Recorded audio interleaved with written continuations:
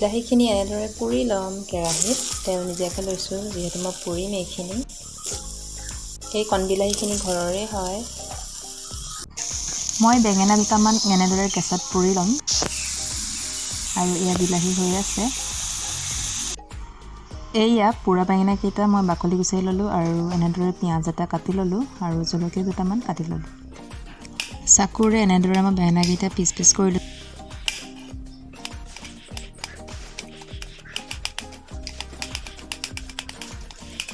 এতিয়া এখন কাটা চামুচৰ সহায়ত মই ভালদৰে পিটিকাখিনি বনাই ল'ম